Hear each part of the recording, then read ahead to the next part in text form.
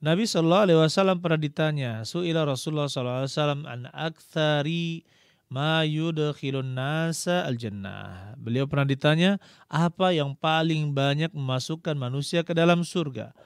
Faqala, beliau berkata, taqwa Allah wa husnul khuluq. Takwa kepada Allah dan berakhlak mulia. Wa su'ila an aktsari ma yudkhilun nasa an-nar. Dan beliau ditanya tentang apa yang banyak masukkan manusia ke dalam neraka, maka beliau berkata al-famu wal farj, yaitu mulut dan kemaluan. Nah, di sini yang banyak memasukkan orang ke dalam surga adalah takwa kepada Allah. Kemudian akhlak yang mulia. Sekarang pertanyaannya, apakah akhlak mulia itu bagian dari ketakwaan ataukah bukan? Akhlak yang mulia itu bagian dari ketakwaan ataukah bukan? Jawabannya bagian dari ketakwaan. Kenapa? Karena kita diperintah untuk berakhlak mulia dan dilarang berakhlak yang tidak tidak terpuji.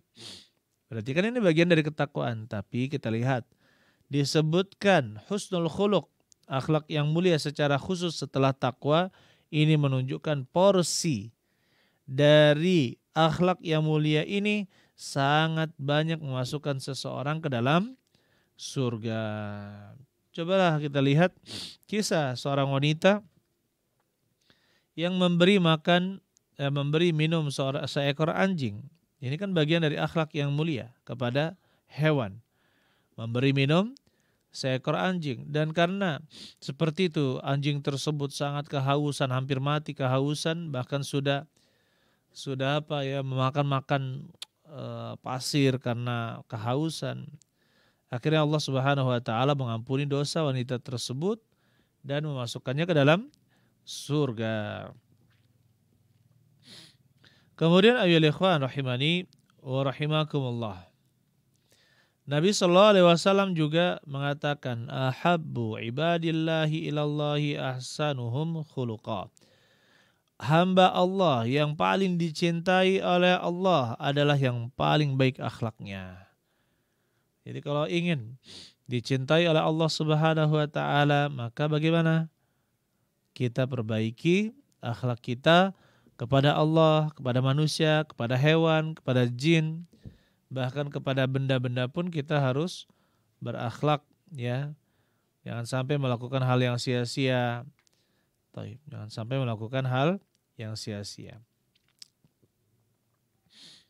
Kemudian di dalam mizan, di dalam timbangan, dia menjadi termasuk yang paling berat di dalam timbangan. Kata Nabi sallallahu alaihi wasallam, "Ma min syai'in fil mizan athqalu min husnil khuluq." Tidak ada sesuatu di dalam timbangan, yaitu di hari kiamat nanti, di hari penimbangan amal, athqalu min husnil khuluq, yang lebih berat daripada akhlak yang mulia. Bahkan orang yang berakhlak mulia itu bisa menyamai atau mencapai derajat orang yang selalu berpuasa setiap hari dan juga sholat malam setiap malam. Kata Nabi sallallahu alaihi wasallam, "Innar rajula la yudriku bi husni khuluqihi darajati qa'imil lail wa sha'imin nahar." Sesungguhnya seorang itu bisa la yudrik, bisa mengalahkan, bisa mencapai dengan akhlak mulianya derajat-derajat orang yang selalu sholat malam dan selalu berpuasa di siang hari. Dan itu kita katakan tuh lumayan berat ya. Selalu berpuasa, selalu sholat malam, menghidupkan malam sepanjang malam. Itu tentu sangat berat. Tetapi apa? Ya, Rasulullah SAW sebutkan ini, bahwa bisa seorang itu mengalahkan atau menyamai kedudukan orang yang sering berpuasa dan sering sholat malam.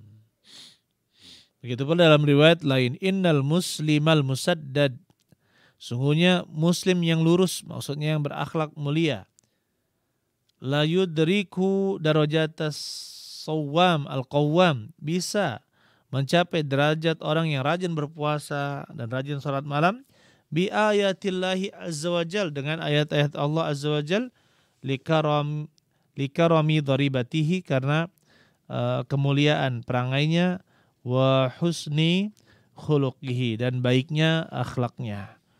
Subhanallah. Jadi perangai, akhlak ya, kita harus terus melatihnya sehingga nanti menjadi kebiasaan. Dan kalau sudah menjadi kebiasaan, ketagihan berakhlak mulia, maka bagaimana kalau sudah ketagihan? Maka sulit untuk tidak berakhlak mulia.